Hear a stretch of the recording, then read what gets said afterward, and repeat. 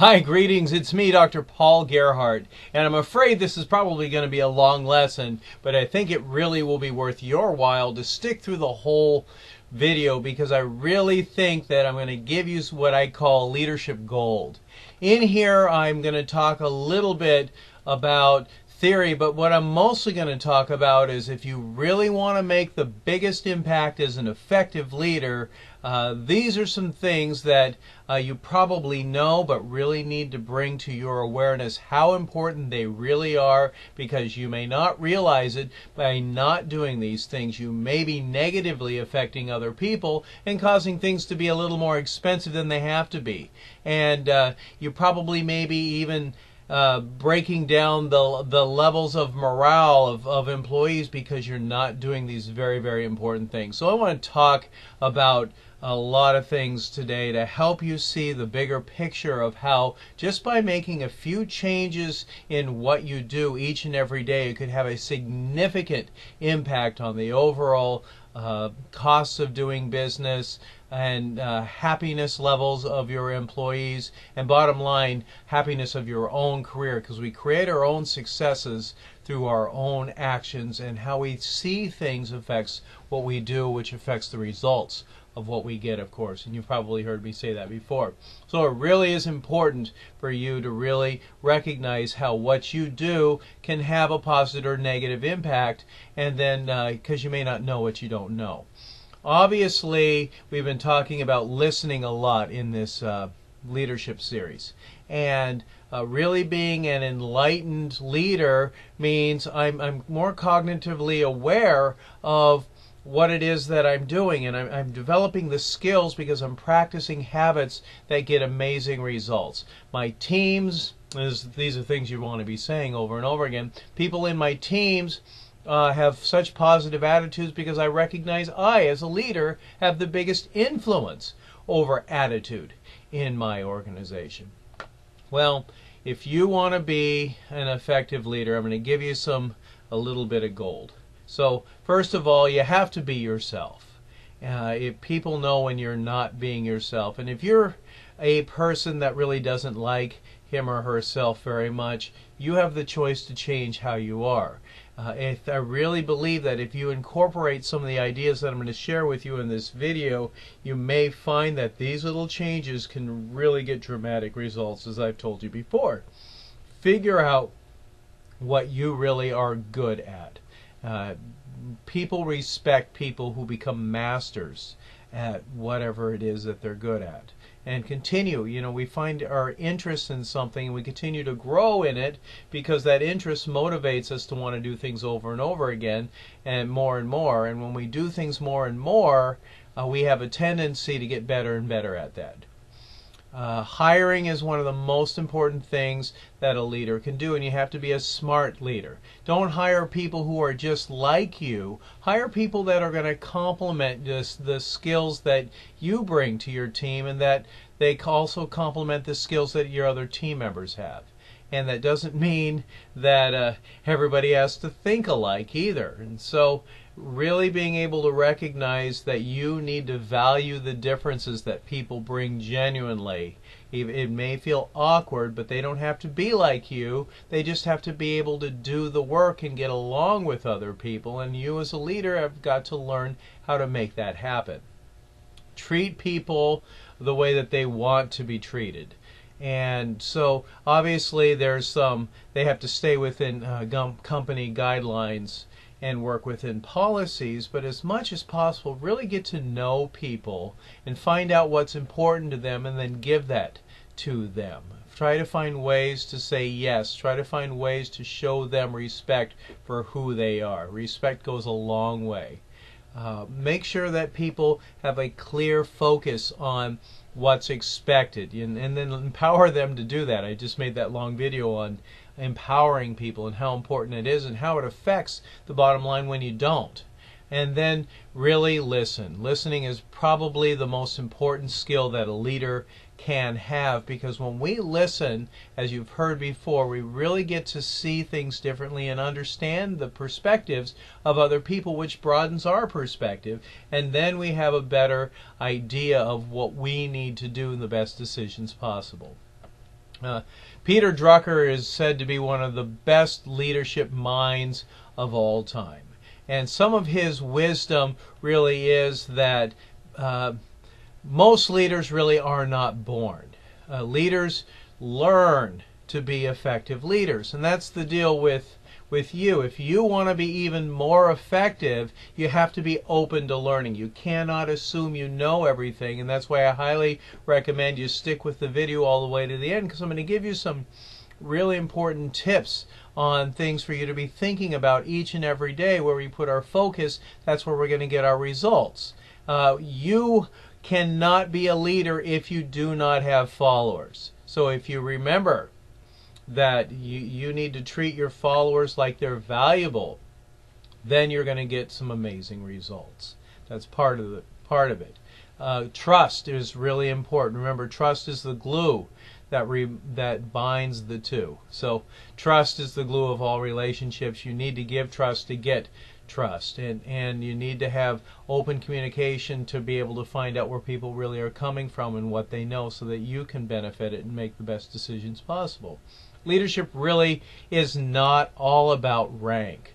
It's really not about privilege, and it's not about title. And granted, very often you associate people in leadership positions with rank, privilege, and title, but it really is ultimately about responsibility.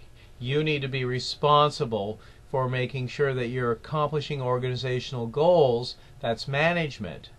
But as a leader, you need to help your people to accomplish those things, align them properly, help them know what they need to know. So leadership really has no particular personality or style. Leadership truly is about the results. You have to consider morale. Without employee positive morale, nothing is going to get done. Napoleon once wrote, "An army's success depends on its size, equipment, experience, and more. And morale is worth more than all of the other elements combined." And I think there's a lot of wisdom in what Napoleon said. It takes a leader to help get the troops up and moving and giving their very best. And that's what great leaders do. You know, all jobs have their challenges. Getting people up to want to face those challenges with a smile on their face and open for those challenges to be as creative and productive as possible is what the greatest leaders learn how to do, and they do it very, very well. So hopefully you'll find by incorporating some of the ideas from this video, you're going to be able to get much more significant results by making some changes. So some things that we've found in the research about raising employee morale is, yes, pay matters. Make sure that you're paying your employees what they're really worth. And when I say worth, you have to really be able to understand that if your employee was to take the years of training and experience to your competitor to make your competitor stronger because they could make more money, is that really worth the loss? If you are not rewarding your employees because they're meeting organizational goals, guess what? They probably could leave and find a better leader who will do that for them. Why would you want to leave that opportunity open for them? So make sure they're getting paid what they're worth. In the longer run, losing an employee because of pay, because you were too cheap to pay them what they were really worth, or you couldn't get your organization to budget more of its profit in order to help them make the organization more profitable, you're looking at things on a short-sighted basis. So generally speaking, if you could get an employee to recognize his or her own value and help get that return on investment, you've got the right systems in place, then you're a good leader. Job autonomy and discretion. Empower your employees to do their job really well. Praise when you see good work. Coach when you see opportunities for them to do better. You want them to be successful. They want you to want them to be successful. So give them the empowerment and autonomy that they need to do what's right and make the decisions. Don't question their decisions if it's within the scope of their job and it's not harming anyone, because you may not understand how that could benefit the organization. So make sure you're giving them the right support. Connect them with the right support services in your organization and empower them throughout the organization to be able to communicate. And then one of the most important things, I think, is training. Even though people are good at what they're doing, because change is always ongoing in every organization, you've got to have the right training in place. When all of these things are incorporated, believe it or not, costs will go down and quality will go up. And so quality of work life helps bring more job satisfaction to employees. Satisfied employees generally produce at higher rates than non-satisfied employees. So write that down. So pay, reward systems, job autonomy, giving them discretion to make decisions, give them the proper support, and make sure that they always have the investment of training in them so that they have more and more and more and more skills to continue to grow with your organization. That makes the organization strong. Keeping the talent there in your organization shapes the culture to be constantly growing. That's what you want. Singy calls that a learning organization. Make sure you have the right organizational structure so everybody knows who reports to who and there's good flows of information up and down the organization.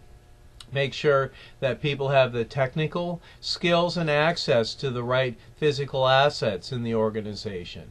Make sure that people truly understand what tasks need to be done and they've got the right tools to be able to accomplish those tasks. Provide information and feedback on a regular basis. Make sure that each employee has the interpersonal skills that it takes to be able to work in groups, and they learn how to facilitate group processes in an effective way. So we like to say, that morale makes the biggest difference. Let's face it, you don't hire robots. You are hiring people with feelings, with needs, with psychological desire to continue to grow and thrive. If you can provide that in your team or your organization, you're doing what works really natural with being a human being. People want to take pride in what it is they do. Are you robbing them from that pride?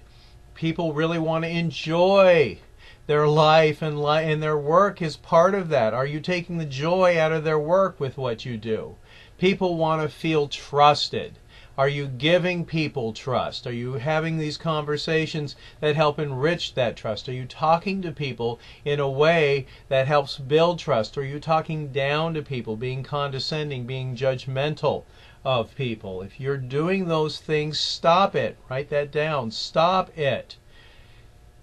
Help people have economic rewards. As a leader, you should want the very best for your people. When your people know that you want the very best for them, they're going to give you the very best, generally speaking, and they will defend you tooth or nail because you've earned it. Is that true? So help create an environment of high morale. Give people the ability to really feel like they take pride in working for your organization. Create that in organization. Enroll other leaders in your organization to embrace these ideals. There's enough success in every organization for everybody involved. So you as a leader really have to be thinking about what it is that you do each and every day, in every single moment, in every interaction, to make sure people stay on task, right? Every organization has goals that it's got to meet, and it takes small tasks to get there. People have to be willing to listen, right? So if you've created an environment where you've put up all these walls in your relationship, most of the time people only want to hear what they want to hear. If you've created an organization where people want to be able to communicate openly, feel like they can have the right to their own opinions, then you've done a really good job of allowing information to flow appropriately, and you're helping create a culture in an environment where people want to give their best. They want to have high morale, and they look forward to coming to work each and every day. If they're not, it's probably your fault as a leader. I know I keep throwing it back. It's probably your fault, but sometimes we do things subconsciously and don't even realize it. Or sometimes we think we're being a good leader because we've had bosses that have done certain things and maybe they weren't good leaders. So I can remember in the 80s I had a boss that said, "Paul, I don't need to thank you for doing a good job," or "I don't need to praise you and recognize you for doing a good job because that's what your paycheck is for." And that used to be the philosophy of many managers of the old days. And that's true, kind of, but that is a leader that's saying, "You're only a number to me, and I don't realize that you don't have options, and I'm willing to pay whatever it takes to continue to have this flow of employees come through my organization," and having to rehire and train them and have them make mistakes that naturally happen. You don't want that. You want to hire the right people with the right mindsets, the right skills that are teachable, that are in alignment with your organizational culture, and then you want to treat them like they truly are their most valuable asset, because they are. They help make your organization better. Why would you not want to do that? So I love the analogy from Dr. Stephen Covey in his 7 Habits of Highly Effective People, where he brings up the story of the golden goose. And in that story, if you want, and you don't really realize the value of the goose or your employees, and you cut the goose open to get all of the golden eggs, you're not going to be able to produce more golden eggs. So if you want to bring out the best of your employees, you want to treat them like they're gold. Make them comfortable every day. Do things that really empower them to be their very best and to continue growing with your organization. So you have to create a culture that manages morale, where people truly feel like they have the opportunity to do what they do best each and every day. Does that sound like too much? Believe that their opinion counts. People truly must feel like they're valued, that they're making a positive difference. So that means you have to listen. Employees really should want to do high quality work. What are you doing to help keep them motivated to strive for being world class in what it is they do? When you have world class employees that want to give world class outputs, that's because you as a leader have done really good work. So help people always recognize what they're doing makes a positive difference in the organization. So in other words, how are they making that connection between their work and the company's mission? Help them always remember how what they do makes that positive difference. Some practical leadership tips that I want to give you right now is you have to be consistent. People need you to be predictable. If you're going to fly off the wall one day and then be calm and peaceful another day, that's scary. Don't be that crazy person. People need to see you as approachable. People need to know that if they shape a question the right way, that they're going to go, "Yes, you can do that."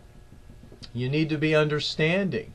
Being understanding means that you recognize there's more than one way of doing things, and that you're going to be there to support people, and because they're human beings. You have to be enthusiastic. You set the tone for your team or your organization. So if you are always positive and enthusiastic, most likely you're going to get that from your people too. You have to lead by example.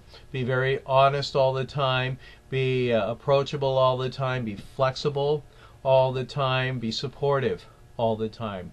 Guess what? You do that, other people are doing that. If you've got people with bad behaviors and work practices in the workplace, it's probably because of you. Yes, I know. Think about that. It's kind of deep. So give support.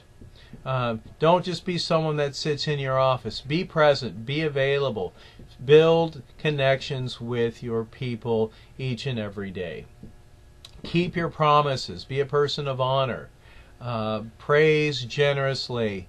It doesn't hurt for you to go, hey, Susan, I like what you did there. That looks really great. Or Bill, thank you so much for putting out such quality work. That really helps our team shine above all the rest. I really appreciate that. Keep that up. It's easy. It doesn't cost you anything. It just takes a little bit of time, but the dividends from that are amazing. So really make it worth your employees' while to show up to work and want to work. Hold your fire. Sometimes you might get angry when things don't go the way that you think they should go. If you are an angry person, leave that somewhere else. In the workplace, your job as a leader is to support people, help facilitate solutions, and help recognize that you are the one that sets the organizational climate and builds the culture of your organization. So by being calm, steady, respectful all the time helps create an atmosphere that way. And when mistakes are made, those are opportunities to make things better, create better systems. Always be fair. If you're seen as someone that chooses favorites, or someone that is not fair, or someone that's only looking out for the company, and you can't find win-win solutions in that for employees, you've probably got employees who have got lower morale and probably have one foot out the door, and that's your fault, and you're the one making the expense of doing business higher than it has to be. Being a leader really is very important. You've got to get things to flow where people will want to meet those high challenges that are always going to in the organization, and they can meet that because they've got the right skill in place and the right resources. So as a leader, you're constantly recognizing that you have to be analyzing who's going to be doing what, and how can I help them stay motivated to do this, and do they have what they need, including the right information about what needs to be done. With flow, people have got to be purpose-driven. They need to have immediate feedback when things are going well and when things aren't going well. People need to have the time to be able to reflect and concentrate on what needs to be done. People have to have a sense of growth involved with what they're doing. And as they get better at things, you need to realize that things will go much faster. So you have to work with the natural systems of things. People have got to have the right skills and talents, so that means you've got to give the right variety and challenges and the right training. People need to be able to have opportunities to make decisions. They're not machines, and they want to have responsibility, generally speaking. Of course, I talked about giving people feedback and learning. So your evaluations, whether you do them quarterly, bi-yearly, or yearly, they really need to be a tool for building more success, not breaking down people. This is not time to say, oh, by the way, here's your yearly evaluation. I've only written down things that you've done poorly, and so I'm going to beat you up here at the end of the year. I hope you look forward to this again. You've got to give people support and respect, and you're probably going to get that support and respect back, and help people always continue to grow and feel whole, because they're spending about a third of their life at work. Make it a place where they look forward to going to. What are you doing each and every day with each and every individual in your organization to help them want to show up to work and give their best because it feels like an important part of them, right? Okay, so there are of course some extrinsic things that I've mentioned, and a lot of these things, if you think about the theories with Maslow that come into place, if you're not giving them enough money to that feels fair to them, that's allowed to pay their bills, and that's competitive with your competitors, then they're probably looking for another job. So make sure you're paying them fairly and help them to continue to grow so they can continue to grow their wages. Give them job security. If you're constantly saying, Smith, I got 5 people waiting in line for your job, really? That kind of feeling really pushes people out the door. Help people recognize that they have job security. Give the right benefits to people. That's part of the package that gives them an incentive to stay with your organization. Always make sure that the workplaces feel safe. And that includes make sure that the policies are in place so there's no harassment that takes place on any levels. People should always feel like they can be who they should be without judgment. But it also has to do with physical safety too. If there are safety hazards that are brought to your attention, don't make that a burden, make that a priority to get it fixed. That's going to save you in the longer run countless amounts of money, from people getting hurt to people being fearful on the job. Allow people to create a healthy environment, and make sure that when people make mistakes that there's proper due process in place. Humans will have a tendency to make mistakes, but it's even better when you can help create those problems into opportunities to help people learn from their mistakes, create win-win outcomes where systems are fixed and people truly feel like they're valued people in the job. Can you do that? So people want to have a sense of purpose. People want to feel like they're making a positive difference. And those are the things that will help increase performance and job satisfaction. And we've studied, in the early 1900s, where people were essentially treated like machines and slaves, we've found in studies that you've got to give people the right attention that they need. And you need to be able to create an environment where people are not treated like robots, but they're really treated like human beings with souls and goals and needs, and including a need for contribution. So you can create a positive environment by your leadership style. Have amazing human relation skills. Make sure that you're practicing that emotional intelligence that we talk about all the time in leadership. Make sure you're culturally competent, where you're helping adjust the way that you are to the needs of people's individual needs. You are being a positive influence. You're allowing people to set standards, but help them to have high standards of output, if at all possible, without burning out. You don't want them to burn out. But you do want people to be able to work well with each other in teams. They're going to have higher levels of synergy, outputs, when people are able to, they have the skill to work together better. And that's about really realizing that people bring their differences, which truly are strengths, if you really believe that, to make the organization stronger. So people must feel like they're well supported. They must feel like they truly are understood. They must be given the proper resources to be able to meet the ends and means in mind, and that you are helping creating an environment where they can communicate, hey, I can't do that because of this, or is there a possibility we can get this particular resource because I've never done that before and it looks like we don't have the right tools. Some basic tips, and I'm going to give you 12 of them for effective human relations. You need to make sure that you have agreement on goals, clear understanding.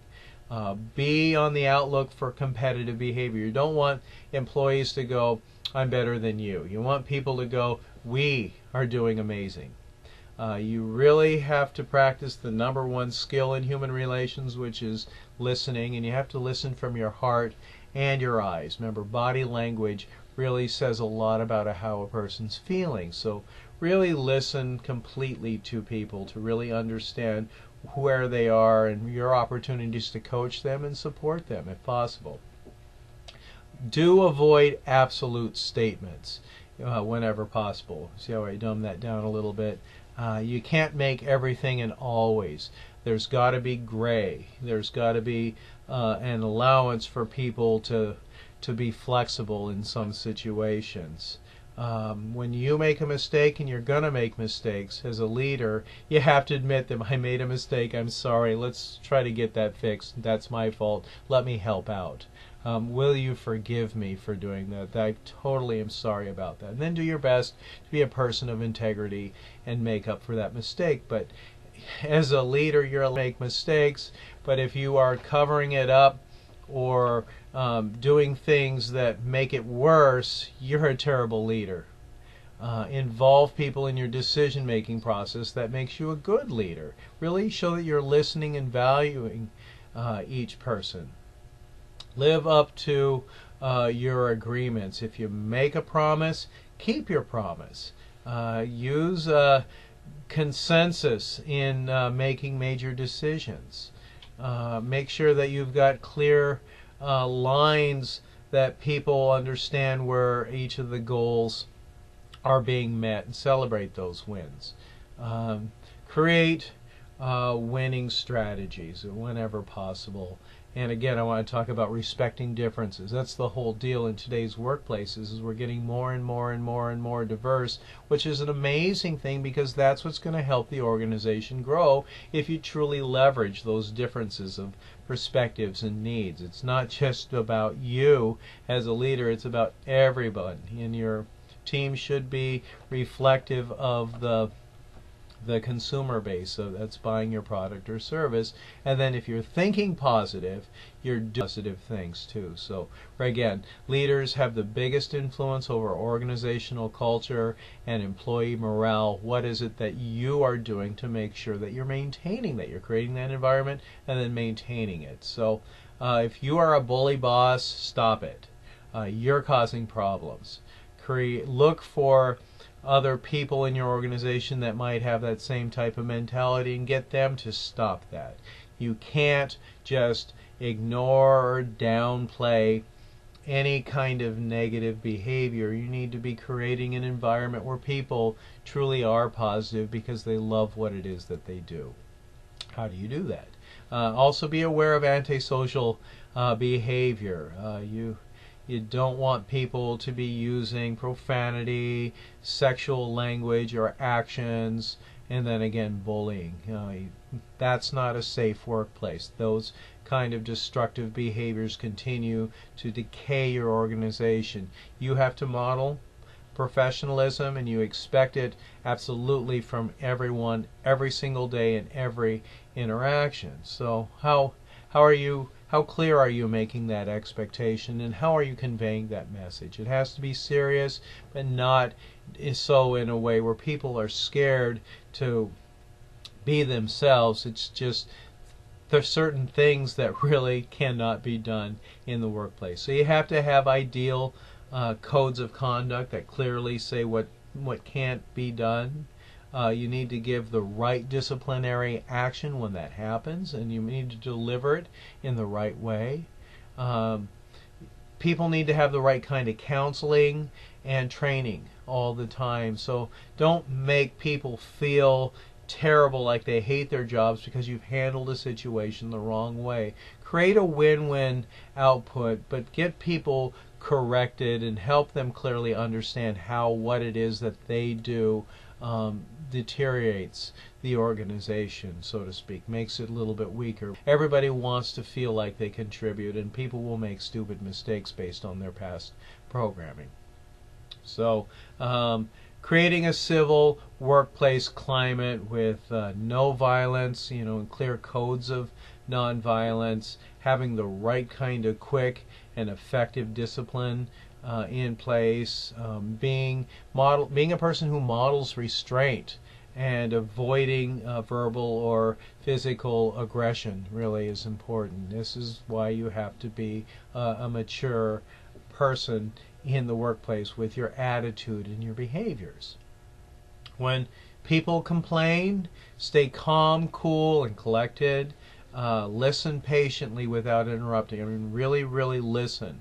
Acknowledge people's point of view and show that you really have understood what it is that they're saying. Ask the right questions to help them really see that you want to understand what the problem is, and you want to really fully be able to address possible solutions with that person. So have that conversation.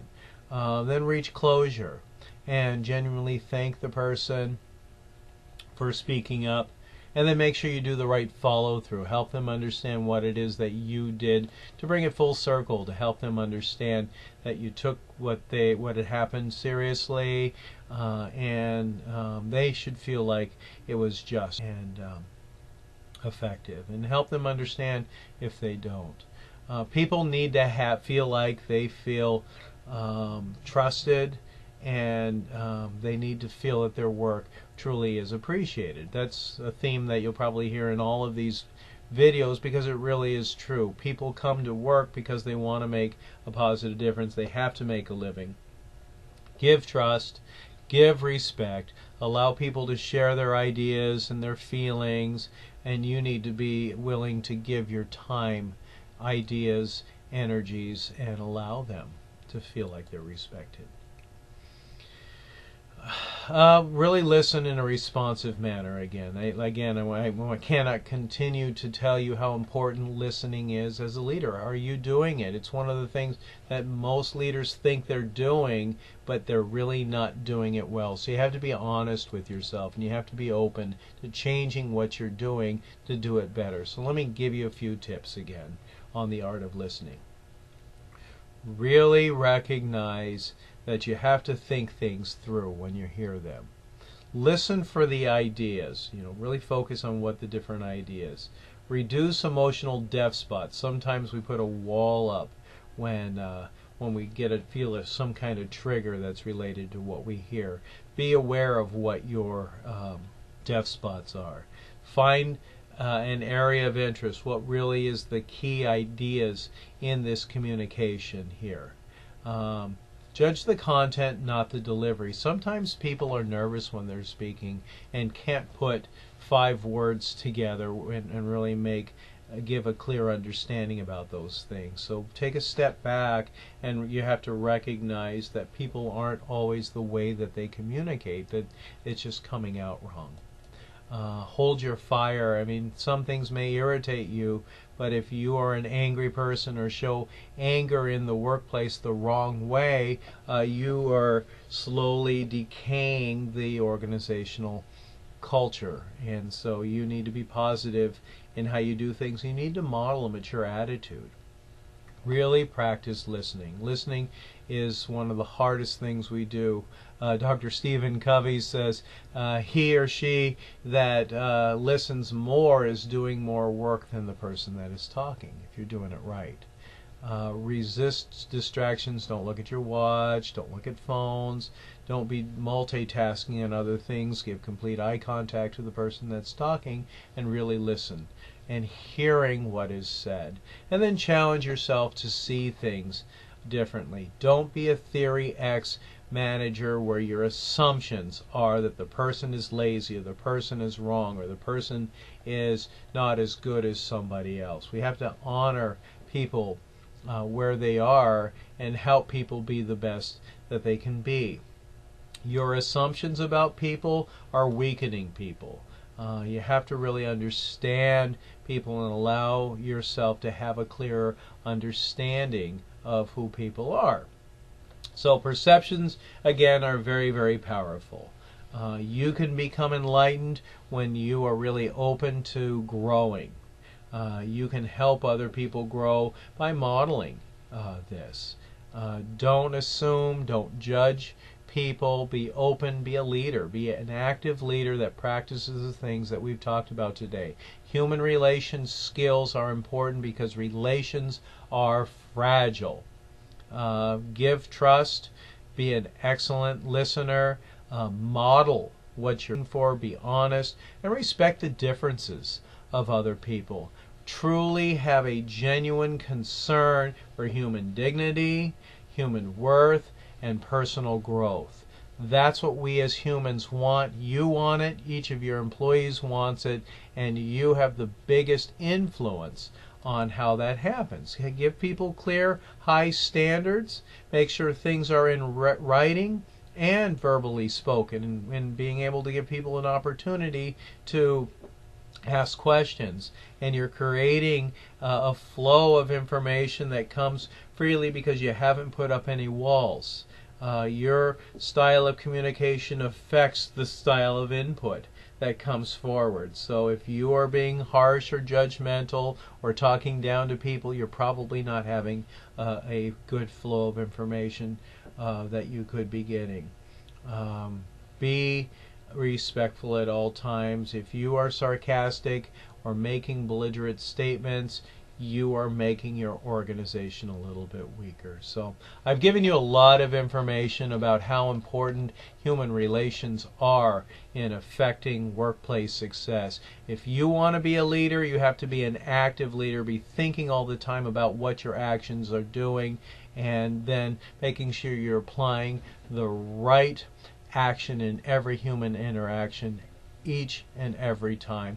That's going to make a positive difference and pay significant dividends on how successful your team and organization is. I've given you something of value in this video. I know it's been a long time, so I'm really grateful for your time today. And more importantly, I hope that you have a great day, because only you get to choose how you feel about it. I'm Dr. Paul Gerhardt.